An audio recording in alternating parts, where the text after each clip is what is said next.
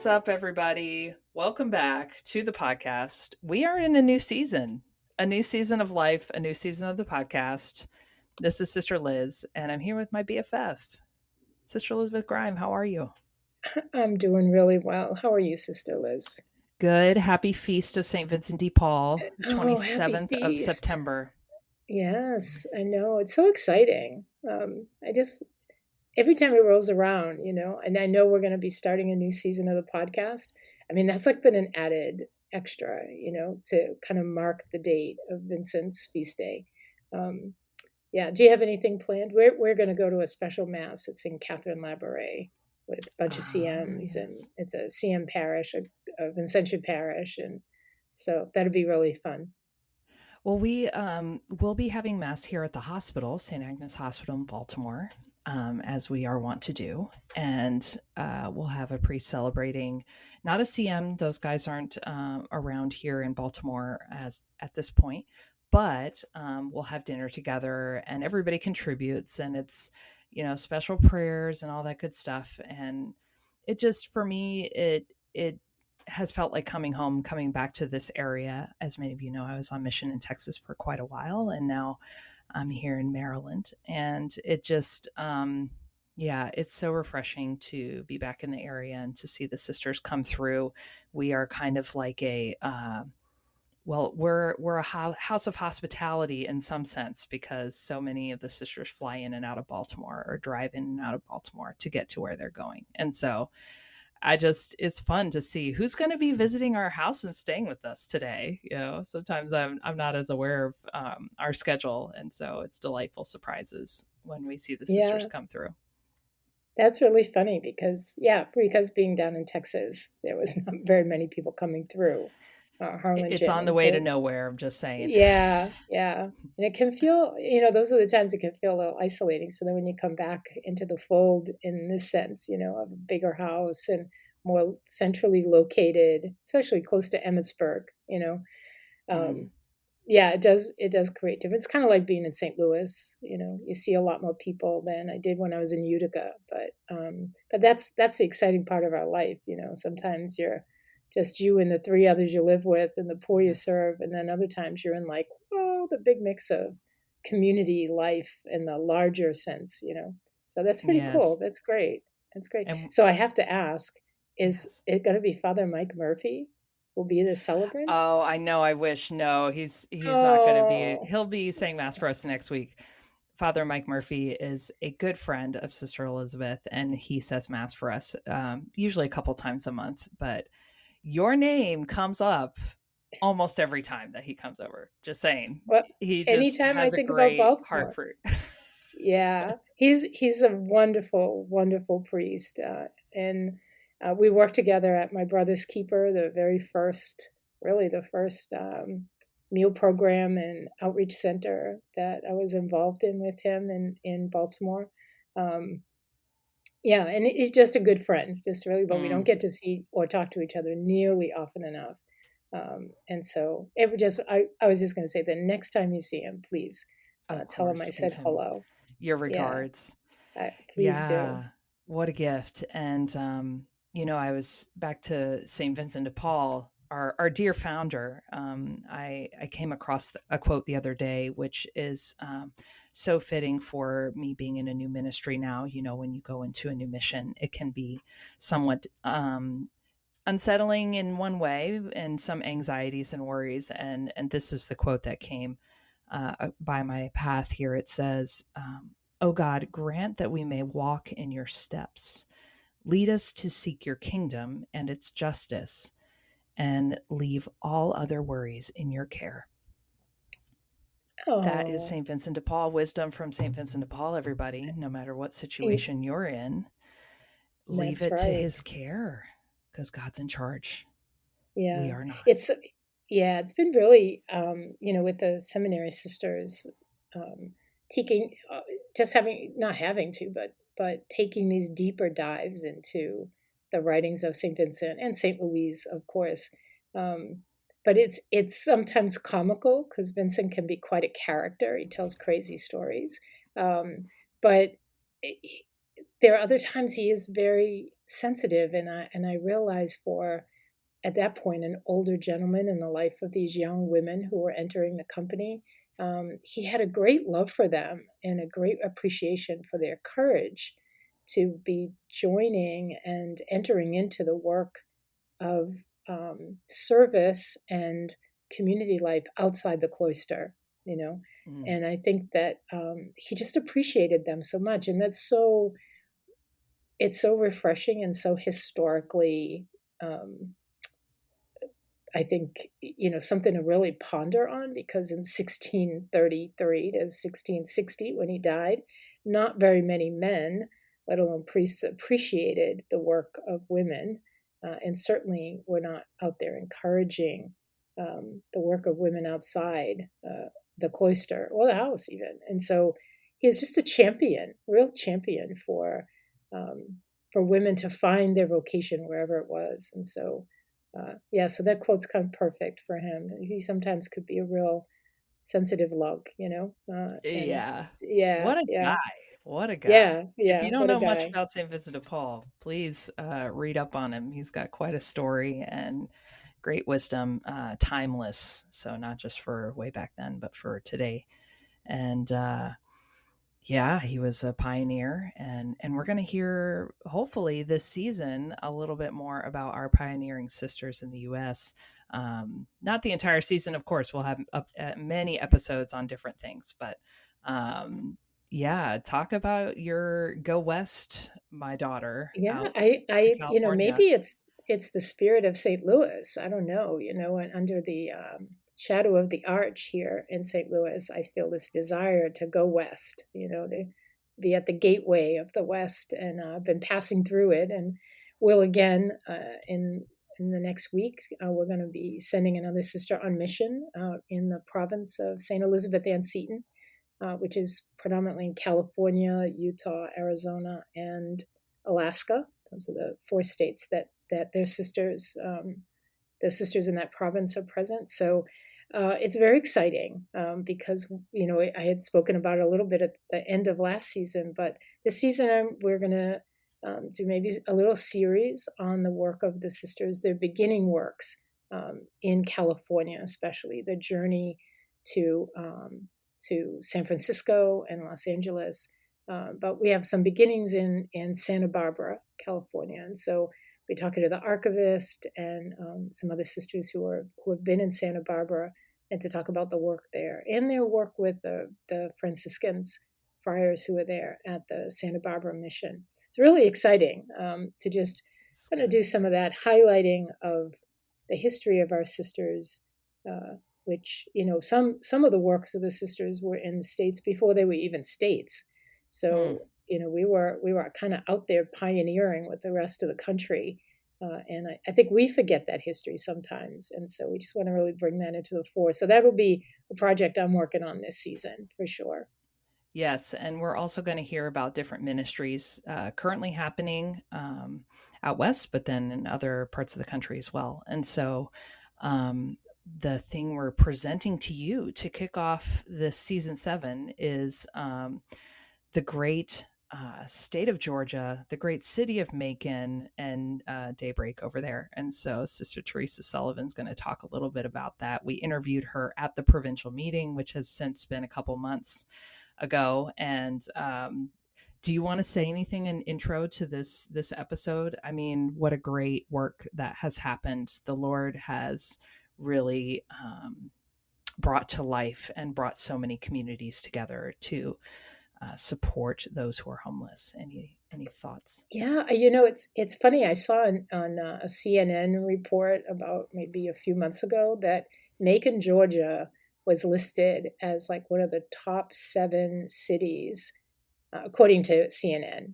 Some poll they did, but it's a very small city. It was one of the top 7 cities to live in, or one of the top 10, and it was number 7, There you which is go. pretty amazing to me, because I know when I went there in the early 2000s or mid 2000s, it was a struggling city, but it really has turned itself around. And And I have to say, I think that the work at Daybreak and other programs in the city that we're working with a growing homeless population really stepped up to address the issue in a very communal and humanitarian way. There was not a lot of talk then, and I don't think that there is now, of moving people out and breaking up camps, and the kind of talk you hear sometimes in states that are so overwhelmed. But this small city of like 90,000 people, um, it really just head on addressed the issue again in a very humanitarian way. And so I think Sister Teresa is leaving just an amazing, amazing collaboration with the whole community. And so this is a whole work of the city now. And, she's going off to do some amazing work with the International Project Services, which you've heard about in other episodes. So, yeah, I think this is what we do, right? We build up until a community can pretty much take its own work on, and Macon has certainly embraced this work over the last 10 or 12 years, and that's been very exciting. Yeah. I just it really inspires me as a daughter to see the way the tremendous amount of respect that people have for the human person, and that's just something to listen for when you're listening to this interview about it's not just helping people to feel good about ourselves or because it's the right thing to do, even. It's joining and walking hand in hand, accompanying people in their situation and helping them to become more sustainable. Um, a tremendous amount of respect for them, and realizing we can't do it alone. Everybody's got to put Yeah. in their support, their prayers, their money, their network, all of that to really make a bigger impact. Yeah. Yeah. And a shout out to the sisters who are there, been there for quite a while, working at St. Peter Claver, and in the Vincentian Family Ministry, who are really great, incredible supports as well. The ministry at St. Peter Claver Elementary School is a great work for children who wouldn't normally be able to get into a Catholic school, um, or who are choosing Catholic education. And yeah, I just think it's not just a collaborative community making the city, but it's a very collaborative house as well. And I think that's another big advantage to living together and being focused on the needs of the poor in a community, focused on those who are vulnerable. And the whole house is really a part of it. So shout out to them as well for their support of Sister Teresa in this transition, and to support them, because transitions in our houses are not always easy. They can be Right. exciting, but change is change. Yeah. And so to the Macon community, we give our blessing and our support, our prayerful support, and it's just a very encouraging beginning for Sister Teresa and for Macon. And we hope you enjoy this episode. Of course, it's the first episode of the season, so we like to thank you for listening and joining us for this new season. And you can always reach us at companyofcharity@gmail.com. We'd love to hear from you, your suggestions, your thoughts, your ideas for us, and your prayer requests, because we pray for you. We support you, and we don't take you for granted that you listen to our humble podcast, The Daughters of Charity. So God bless you guys. Enjoy the episode.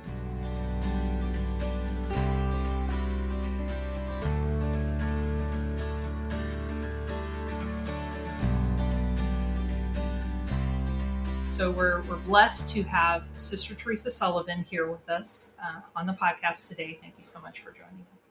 It is so great to be with you. It's great to be with you, Sister Liz, but I got to just say, it is so great to be with Sister Elizabeth, because in Macon, we just celebrated a huge opening, and I got all the credit, but you did all the work. You planted all the seeds for it, and so many people at that blessing, Sister Elizabeth said, oh, they wish you were there and how much you meant to them. But, I really love the fact that, we as sisters all work together, and you kind of planted the seeds for this, and we'll talk about that a little bit. You sure and, will. And I just have to give you 100,000 hugs from everybody in Macon who told me to give you a hug. I appreciate that, and I appreciate your enthusiasm, because I know the work at Daybreak is not always easy, but it was life-giving when I was there, and I can see that it is for you as well. The most important thing is that it's been life-giving for those who are unhoused, the most vulnerable in the city of Macon. Many of you may not know where Macon is. It's in Georgia, like in the absolute heart of Georgia. It's in the middle of Georgia. But Macon is doing some fabulous work. So I appreciate the shout out for the seeding of the program. And just to give a little backstory, in 2011, 2012, Depaul USA was just beginning. They were infant, they only had 1 or 2 programs. And they had come to see if there were places where they could begin their work of trying to open 5 programs to work with people who were unhoused in 5 years. And I thought that's a pretty ambitious thing. I thought I was leaving Macon at the time, but I was asked to stay back and work with Chuck Levesque, who will have to get on the podcast at some time as well, and to help start a program as much as we could possibly do. And we gathered everyone in the community. We just said, we can't do this without the community. And also our dear, dear friend, Denise Saturna, who passed away in the midst of the building. It was so tragic, but she was really the seed of all seeds. She had a wonderful ministry in Central City Park with people who were homeless because they were not allowed to be downtown. And so from that came Daybreak. And Daybreak is a facility that has really, I think, over the years has challenged everybody's stereotype of what a homeless center would be like and what the needs of people who are homeless need. It's like, I used to call it, it's like a home away from home. Like people might live on the river, they might be living by the railroad tracks, they're sleeping there, but they could come to Daybreak and get a shower and do their laundry and get some assistance with things, but they could get a snack, they could get some breakfast, they would have some entertainment time, It's just an all-around amazing place. So I am so grateful to you for the work that was done. Because one of the biggest issues that we found in Macon was the lack of health care for people who were on the street.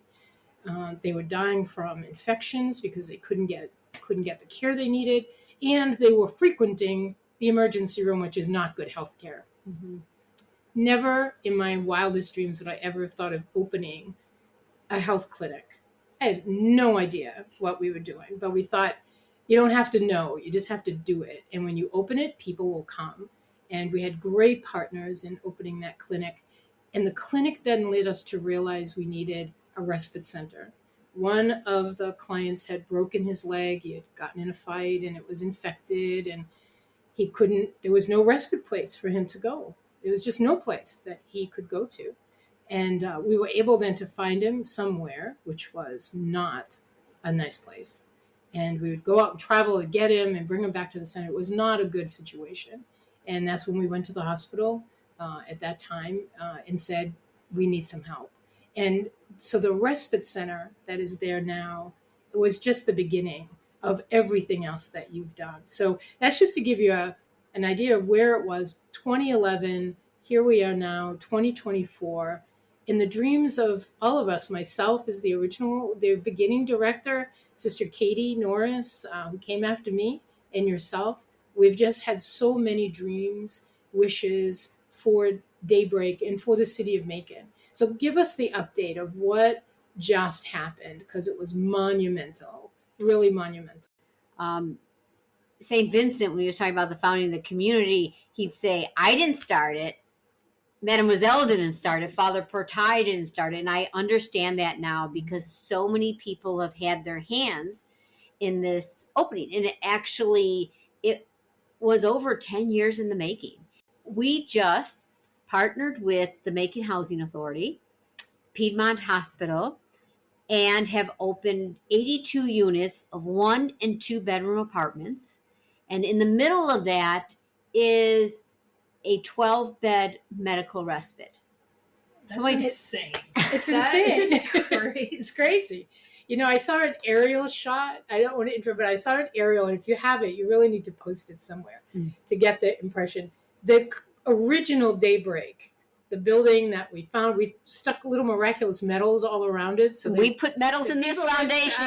And then put it around the whole, it's crazy. But that building looks like the tool shed to what you just built. It's amazing. I was like, oh my gosh, that little tiny building is where it started. Literally, you could park the staff cars in there or something and move everything over, because it's just enormous what you've done there. Yeah. So tell us about so there's three-story buildings. Yeah, it's crazy. And they have 1 and 2 bedroom apartments. It was even though construction wasn't ready, my brother-in-law and sister were down from Chicago and visiting. I took them through it, and they're like, I'm going to move down here into these apartments. These apartments are amazing.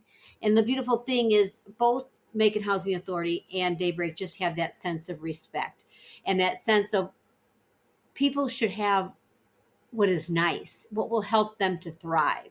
And so these are, you walk in and there's a kitchenette there in the living room and a bedroom and a full bath, storage room and closets. And it's also mixed income living, which is a really important. When you're talking about housing, we need to be one community, not the real poor over there and not the wealthy over there. So what is mixed income? Well, it's all affordable housing, but many of the people, not just the people who are homeless, but many people who are making $16, $17, $18, $20, $21 an hour can't afford a safe, decent apartment. And so these apartment tenants will be people that are 80% of the mean income, 60% of the mean income. And then 24 of these housing is for people who are at the poverty level. And we have 16 of them that we will be working with. And our case manager will be doing supportive case management, because people think, oh yeah, I got people into housing, zoom, zoom, zoom. I got people a job, boom, boom, boom. It's over, but it's not, because the challenges that we have continue to be our challenges. And it's not till you get into housing or employment that you can start working on some of the next steps. So our case manager, Jackie, who is just amazing, is going to work with these people and mentor them and journey with them. I think if you were to drive through the city of Macon, it's a beautiful, sleepy little southern town. Yeah.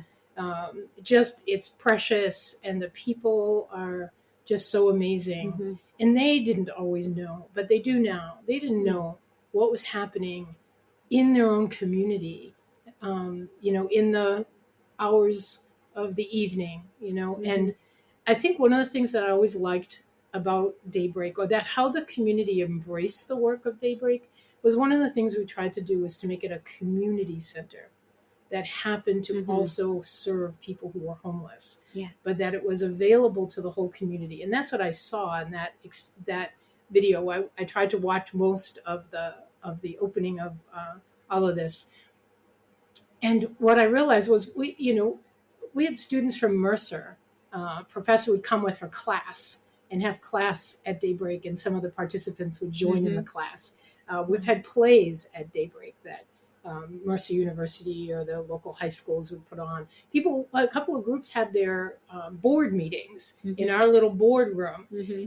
And it was just a way to really integrate this ministry as no longer a ministry, but a whole community activity. And I think as you're talking about this mixed income and the ability for the hospital, as well as the university, as well as Macon Housing Authority, which are, public, private, and religious. I know there's a lot of pastors, There's over rabbis, 55 congregations involved. It truly is an entire community experience, and everybody now knows what happens at Daybreak. And that again is a tribute to your efforts to fundraise, to do the things that need to be done for a place like this, and make it easy for the community to see this is a good cause. It's not just a good cause, it's a productive one. It's one Mhm. that is literally saving lives. Yeah. One of the events I know that you have, the fundraising event, is the Make and Sleep Out. Yes. And Let's talk about that. it's That's a good. crazy thing. We started it when I was there. I had seen an advertisement from Australia Mhm. that was doing the great CEO sleep out, and Mhm. they would have CEOs of big companies all over Australia Mhm. sleep out for one night under the stars with people who are homeless. They could only have like a piece of cardboard or something. Mhm. And I thought, we could do this. We Mhm. could do this. Everyone thought I was nuts. And I said, I'm telling you, we could do it. And you have done, I mean, what I had always hoped, but I would never have been able to figure out how to do. So tell us a little bit about the sleep out. Rather than people do sleep outside. Yeah. And I mean, it's crazy what people will do to be in solidarity for this one night. Like, people Mhm. know that they are not homeless that night. Mhm. But I remember the first night that we had to sleep out. Actually, I got sick and I couldn't be there, and everyone was like, "Yeah, we're sleeping out, and you're not here." Yeah, Fancy but I how had that talked to works. some people later, and one of the people who slept out, who was a church member, pastor of a church, said, he said, what I was surprised at, he said, was I was frustrated because the park where they slept had a kennel on one side, and the dogs were barking all night, and there was a railroad on the other side. So this train is coming by all night, and the dogs are barking every time the train comes. That train screeches. Just screeches. And he said to one of the, how do you guys put up with this? And one of them said to him, well, he said, I just say to myself, maybe someday I'll be housed as well as those kennels and, those animals. And I thought, wow, what an amazing, I'm thinking he's going to say, I'm going to get on a train and get the heck out of here. But no, this man who sleeps in this park slept every night with the sense that the dogs are sleeping protected and fed and cared for better than me. It changed that guy, and he became a great volunteer, and it was a wonderful experience. But so tell us about where it's come from there. So yes, it is actually supports about a third of our revenue. We have to raise all the money for Daybreak every year. Those days. Yes, everything that comes in. And so last year we raised $300,000, and actually it was $311,000. So we got some afterwards, and our expenses were about $2,000. And why is that? Well, first of all, it's not just a fundraiser. It's a night to be in solidarity with our brothers and sisters who are homeless. So people sign up to be a part of the sleep out, just like you would do for March of Dimes. We go online, and you get one person to give you $10, and most of our sleepers raise at least $1,000. And they come that night. And so half comes from our sleepers, half comes from our sponsors. And we have many wonderful businesses like Subaru and Geico and Sheridan Construction, people who have been sponsoring us every year. And they come and they arrive at 5:00, and they come in the door just like our participants do, and they register. And then we have a simple dinner. Navison Health provides soup and bread. We're still doing the soup and bread. That's awesome. Dinner. So it's enough to fill your stomach, but not enough to, give you everything you want. As you come in, you can drop your tent off and set it up. If you have a low IQ like me, the Boy Scouts are there to make sure it's set up. And that's really important, because one night in the middle of the sleep out at 5 a.m., the skies opened up, and I'm like, Annie, I'm blowing away. And I'm like, no, the Boy Scouts put my tent up. It's going to stay. It's going to stay. So thank God bless the Boy Scouts. And so you come in and you have put your tent up, you have a dinner, and then we have a program, and some of our participants share their stories and tell them of their journey. And it's just amazing. Some of the people, and you can see that on our Facebook too. You can hear those stories of what it's like and how far they've come. And I'm so proud of them. that they can share that. And then we go, and whatever you brought, if you brought a tent, you brought a tent. If you brought a sleeping bag, you brought a sleeping bag. You sleep in that for the night. And some people always say, well, let's have a band or let's do this. And it's like, no, this is not a party. Right. This is an experience. And so we sleep out through the night. And like you say, there's different experiences. I know, I'm kind of blessed that I can pretty much sleep anywhere, but I do like my bed. But I'm like, okay, this isn't going to be too bad because I'm gifted in that way. But what I didn't want to do is I didn't want to get up and go to the bathroom in the middle of the night. So I just drank my bad Mountain Dew in the middle of the day, which is a diuretic, which isn't good. But then I wasn't drinking, and I was talking to people all night, and I went to my tent, and I slept well. And I got up the next morning. As I got up, the tent was spinning, and I'm like, tent's spinning. And I looked, and I'm like, yeah, the tent's spinning. Oh. And then I went to get up, and I was dizzy. I'm like, you're not dizzy. You don't get sick. You don't get sick. You're not dizzy. And I stood up, and I'm like, I am dizzy. And I wobbled out of the tent, and one of the guys came by, and I grabbed his arm. I'm like, I do not want to be the drunk coming out of the tent first thing in the morning. And he walked me into the building, and immediately I got sick and laid down. I'm like, what is that? I was dehydrated. I had chosen between having to get up and go to the restroom, and those are choices they make every single day. And so it does each year, whether it be because of the rain. The rain was interesting too, because as you know, people will come and say, can I have another blanket? Oh, with the rain, you're like, I just gave you a blanket. They're like, it got wet. I'm like, and then you're like, well, why don't you take care of your blanket? And it's like, it got wet. Or, but on rainy mornings, everybody's just upset because everything's wet. Now I ran in, and of course I had to change of clothes in my office, and I got changed just like that. But they can't change their circumstances just like that. We have the sleep out, whether it's cold, whether it's hot, whether it's rainy. And as I have that sleep out now, and I think about the 12-bed respite that we're opening, not only do healthy people like me sleep out, and they do pretty well, but our brothers and sisters who are homeless and sick, they sleep out. And not that anybody should be outside in the streets, but everybody right now, picture you or your mom or your brother or sister or neighbor have been in the hospital recently. And you just close your eyes and picture how they were when they came out.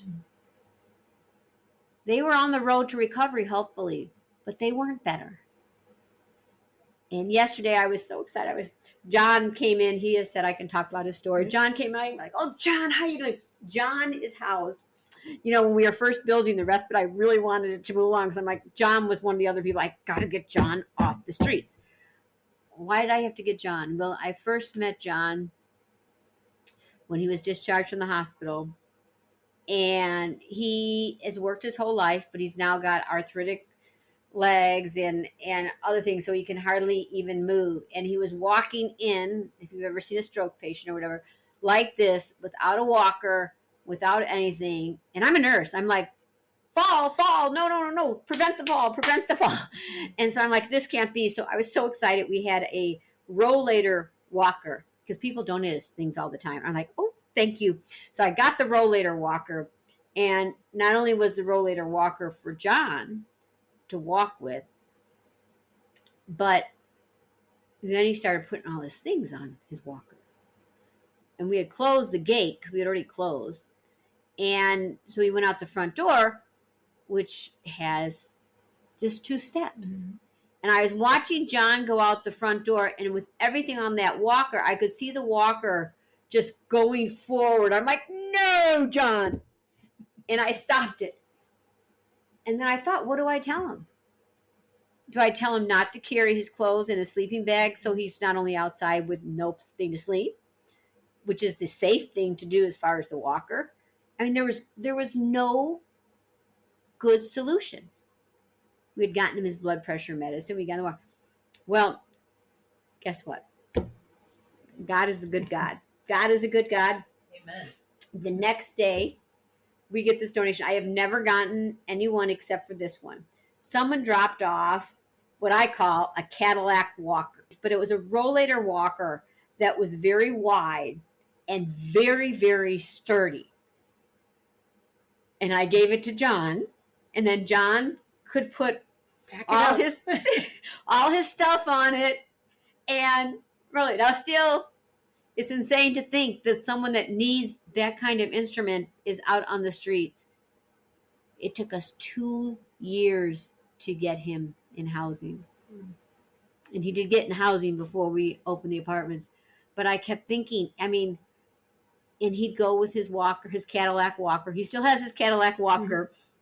I mean, it was the perfect walker. I mean, that's how much support he needed to walk and to carry everything. And now he is how he comes in and says, I've got my house, got my apartment, and then it's so bloody hot right now in Macon. He's like, it's got air conditioning. It's got air conditioning. And he is just thriving. I mean, he used to work the fairgrounds, and he'd go around with the fairs and do all the rides. But you can't do that work when and you gotta wait a lot of times till you get 62. And to get disability takes if you expedite it, it takes a year to 2 years. Yeah. And you're usually denied a couple times before they approve you to get disability. Yeah. It's amazing as I'm listening to you. I mean, between the sleep out and John's story and just the efforts around volunteers who are bringing things like, who would think I'm going to go donate my walker to a place like Daybreak? But I imagine somebody thinks that because they realize everybody's there. The whole of humanity is there. Right? People who are college graduates are there. People who never graduated elementary school are there. People who are sick, people who are well, women, children, not often, thank God, but children as well. And everybody's reaching out. I think that's why I keep kind of going back to that sense of it being a whole community experience, that Daybreak has really been able over the years to bring to the awareness of the community that the diversity of the community is much greater than they even think, but that they don't, at least many, don't necessarily see homelessness as like people we need to get out of here. We need to get them out of town. But there's a place, that everyone can go to get what they need so that they can become productive citizens of the community. I mean, that's what we're talking about, like we as sisters, we want to make sure the whole person is being treated. We talk about presence, being there when, you give them a blanket one day and he comes in and says, it got stolen, it got rained on, the dog took it, something. And to be able to take a deep breath, no judgment, and give them another blanket, but able to have a conversation about what do we need to do so that this blanket doesn't get rained on or stolen, and have that relationship is really, really important. And I can hear as you're talking that relationship really exists. This isn't a service providing. It's a life-giving providing. It's being in relationship with people. And I think that's another important piece as our listeners are thinking about, a place like Daybreak. I think what you don't necessarily want is for people to think, what can I just contribute? Like, do they need socks? Do they need t-shirts? Yes, of course, the homeless need those things. But what they need is presence. They need to know that someone in the community not only cares about them, but sees them as a member. It's about belonging. Yeah. I mean, that's the other piece of this story, I think. It's giving a sense to everyone, no matter their situation, no matter their economic situation, that they belong. And that once that belonging comes to everybody, we're impelled to then help.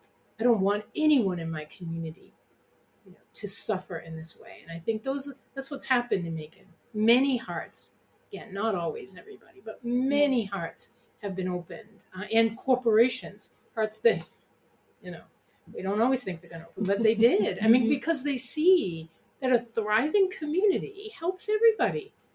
To have a portion of your community who can't contribute. It doesn't make any sense. It just doesn't make sense. And I think that ability to shift people's thinking, to have not just the housing, but to also open the respite center. Yeah. Because the work of Daybreak continues in that place. People don't come from the original building of Daybreak and move into the third floor apartment simply. Yeah. It's a journey to get them there. And the work of Daybreak has continued to do that. I love what you've been doing. I want everyone to go to any website, Facebook pages, I don't care. Find it. Find Daybreak. Depaul USA. DePaul USA. Daybreak. DePaul USA. We're part of DePaul because we're all over the country and with different cities. And our sisters with Little Rock are working with it. So DePaul USA or Daybreak Macon. But also, wherever you're listening from, homelessness is increasing. It's increasing because of high rents, high food costs, untreated mental illness, substance abuse problems, marriage breakups, all those things, medical issues all come together. But think about, my challenge for you is, people say, I did a great job. I'm doing a great job at Daybreak. It is not me. It is us. It is we. And right where you are with your gifts, you can do something. We only have 9 staff there. At every given time, we have 9 volunteers there too that are helping in the clinic and checking people in the laundry, wherever. And then we have businesses, Allstate Electric, they like, oh, a sister's calling. But if we have an electrical repair, I want someone that knows what they're doing. Mm-hmm. They will come and do it. With our new building, Polk Landscaping came and did it. We have people on our sleep out committee to plan it. So not everybody feels they can volunteer. Not everybody feels like they can give money. We have people, every time they go to the grocery store, they will pick us up some applesauce or snack bars or whatever, and then drop it by. Mm-hmm. And so think about what you have. Maybe you can volunteer. Maybe you can pray. Maybe you can pray. Everybody can pray. Everybody pray for me and our people right now as they move into these apartments. You can donate something. You can and will be a part of the Sleep Out on February 28th, 2025. Where are your gifts and talents? And how are you connected? And one thing that people always ask me, well, what do I do when I pass someone that's homeless? Just trust God to lead you on what to do. But be aware what in your area right now, where you are, what are the agencies that help people who are homeless? So my first choice would be to help those agencies. When I see someone, I'm like, oh, did you know Christ Church has lunch? It's Sunday at 11 o'clock. You can go right there, and that's where lunch is. They're like, oh, sister, I wanted something else. But,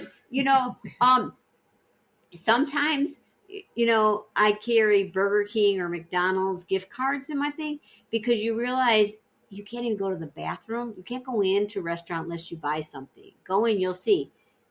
Bathrooms must be a customer. Give them a gift card. Or sometimes I keep my little snack bars that I like for myself in the car, and then I'll just pass one out the window. So there's a lot of things that you can do, but be aware of what the resources are right where you are. And if you are in rural whatever that has no resources and you say, we don't have any people who are homeless, Guess again. It's interesting. Working at Daybreak, I am so much more aware when I go like by a highway and I look at the woods there are people living there. Yeah. I'm aware of the people who are wealthy and walking because they want exercise, and those that are walking because that is their mode of transportation.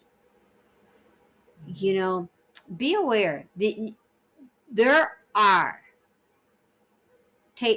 are people who are homeless right where you are. And most of them do not look like that disheveled old man that's got a stinky coat. Most of them are looking clean. I'm going to tell you one more story about that. So, behind the park is the river. Mm-hmm. And a lot of people put their campsites, the Ocmulgee River, and a lot of people put their campsites there. Well, we had this terrible storm, and I was on a Friday night, and it just flooded over, and the campsites were just floating down, down the river. And I was working on a Saturday. I was, and I try not to open the door on Saturday because we're not open. I got to get, if I'm there, I'm doing this work, and I get this knock on the door. And Jennifer says, sister, I know it's Saturday, and I know you can't do this. She says, but I'm supposed to work this afternoon at Waffle House, and everything just floated down the river, and what I have is drenching. What I did capture, can I come in and do my laundry so I can get to work? And I told her no. No, I didn't. No, I didn't. I'm like, what do I say? But I thought what it took for Jennifer, the despair of losing everything, the despair of coming in and washing your clothes and putting on your uniform. And I know the people that she served that night had no idea what she did to get to work that day. Yeah, I have somewhat similar story. It was early Daybreak, and we were using the computers to help people apply for jobs online. And this one woman who had only been there maybe a month or so, just wanted a job in the worst way. And so she applied, and she was offered an interview. And she asked the person if they could meet her at Daybreak. And they didn't really know why, but they came and met her at Daybreak, and she said, I wanted you to meet me here because I want you to see what kind of a worker I would be. And I thought, wow, that was really interesting. And I said to her, so what did you show him? Because she didn't volunteer. Yeah. She was there helping. She said, I walked him through the whole thing, and I said, this is where I take my shower every day. And this is where I got on the computer to apply for this job. And this is where I get my breakfast every day. And this is the table I sat at when I found the job in the paper. So this is where and what I did to get this job. And if I can do it here with a job, I can do so much more. And she was hired on site. But I thought, for me, that was another sense, as you're talking about people and the way in which the community engages, that there's a pride. We think that a lot of times homeless people are just, as you said, they're disheveled, they're disgruntled, they're disappointed, they're lacking hope. That's not the case. That's not the case at all. Many of them see that they can do better. They can get what they want. Their hopes and dreams can be fulfilled. And they're trying to find the pathway through. In a place like Daybreak, in Jericho Way in Arkansas, which was modeled on this. Now California. And now California. The sisters have that. Yeah. Casa Milagrosa. Yes, right? Are modeled on that idea that someone can come in and use all of these resources, not just to get through the next day, but to really change their life.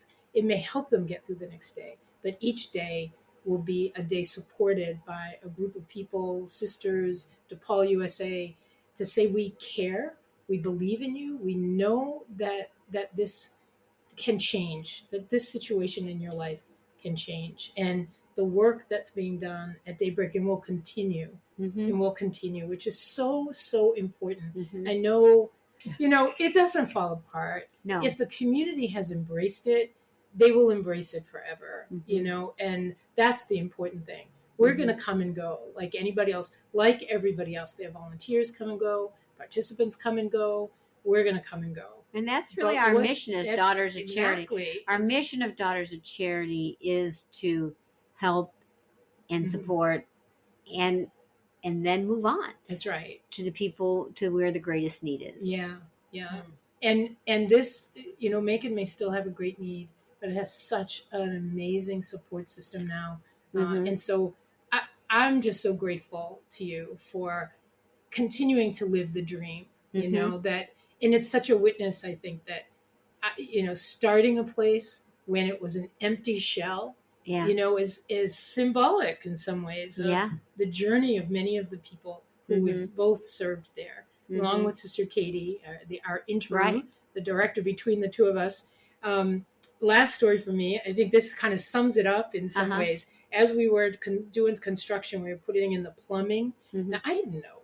I'm sure you do. You don't know how to. I've never built in. You're a nurse. I was a teacher. What do we know, right? We're like, well, I guess we can figure this out, you know. And we were using the shell of a building. Said if we open it, they will come. We just opened up these doors and people would come in, and they'd help us clean and would set up, you know. But construction was being done on one half of the building, and we were serving coffee on the other. And they built this trench. Didn't build it. They dug this like 3-foot trench directly at the front door to lay the pipes to the shower and the laundry room. And so I said, and the contractor, Al Gerhardt, God rest his soul, beautiful, beautiful man, said, "Sister, you can't let those people in here." And I said, "No, okay, I get it." So I said, "Guys, we're going to have to probably, and it's Georgia, it's not bad. We're probably going to have to sit outside while they do this part." The guys took this old table that had broken, and he took it and threw it over the trench. And he said, "No, we can just walk across here." I was like, "I don't think it works that way." And he said, "Sister, of course it works that way. Every once in a while you wake up and someone's built a trench in the middle of your life, and you can't stop. You know, sometimes you have to just walk over it and do your business. That's it. You know, you can't." I'll never forget. And so throw a table. Whenever I get stuck, or whenever I feel like I can't do this, or this didn't happen right, or I'm just not there, I think, Elizabeth, you're going to be fine. Just throw a table over the trench, and you're going to be fine. You do learn so much. You learn so. I wish I had half of the perseverance and creativity. Yeah. Well, Sister Theresa, I just want to thank you, and I know Sister Liz does as well. We just need to close with the very final thank you to you, but also our little surprise. News. Or yes. Do you want to share your new mission with the? Yes. So, I love working at Daybreak and ministering there with the people. And Sister Katie had told me, "You will love the people of Macon," and she is so right. But also, as Daughters of Charity, we are called to go where we're asked to go. So last January, I got a call, and Sister Mary Lou Stubbs has been doing a marvelous job of running our IPS, International Project Services. She's been a guest on the podcast a couple of times. And after you look up Depaul USA, you can look that up. We have sisters in many developing countries, in Africa and South America, in India, and all over, who are trying to respond. Just like I said, we need a respite. And then people help me do it. They're trying to do the same thing. They don't have all the resources I have to tap into. They haven't had the opportunity. I mean, I don't go around saying, "Well, I got my master's in business administration," but I did. And I've had a lot of different things that have helped me to lead this project. And so IPS is actually, as I say to the people in Macon, you were there for me. So I'm taking everything I learned, and I'm going to go there and be for our sisters. Actually, earlier in June, is it still June? Yeah. It is earlier June. This month, we almost got it in. I was over at Paris because it's the annual meeting about IPS, and we were doing the record out. And I heard project over project with them saying, you know, the sisters have this hospital that doesn't have 24/7 electricity. And I'm like, I'm a nurse. I know what you need to run the care that you give. And they're working on trying to get solar panels. So that's a project they're working on. And they write up grants, and we help them write up that grant. And then we connect them with donors throughout the United States or France or Spain who are willing to support that. And then we're willing to say 100%, not 98, not 90%, 100% of your grant money if you look at the IPS website, goes directly to the sisters. And we observe that what we say, if it's solar paneling, if it's digging a well, if it's a nutrition program, if it's a program to combat female mutilation, which just scares me. Oh, yeah. It goes directly to there, and we get outcomes. It's an amazing. And so what also is, so many people like say when they hear something, they hear about what's happening in Ukraine. How are you getting food to those people? Well, we are getting supplies directly to the sisters who are helping the people both in Ukraine and on the border. And so go to the IPS International Project webpage, and you will see if you're into nutrition, if you're into combating AIDS, if you're in women's trying to help women develop businesses so they can self-sustain, water, electricity, it's all on there. And you can pick the project Yeah. that you want. It's very exciting. And we're, again, grateful. We're always grateful when we see our sisters moving from one place to the other. Your heart, we always say that you pack your heart last when you leave, Last and you thing you unpack it first when you arrive. That it is all about the way in which we make our commitment. And Sister Theresa, we just are so grateful for everything you've done, and just being a great witness and a great sister. And just, at some point, we're just lovers of the poor and those we serve, and just do all that we can in every way possible, not just to provide things, but to create relationship throughout the communities we're in. And so, again, thank you for that. I want to thank the sisters I live with. Oh, yeah. Because people say, how do you do this? And it's through my daily prayer and my daily living and support with the sisters. Not only the sisters that I live with in Macon, but the sisters, like we come here and get supported by each other at this provincial meeting. And so that prayer and that community, that's the secret sauce.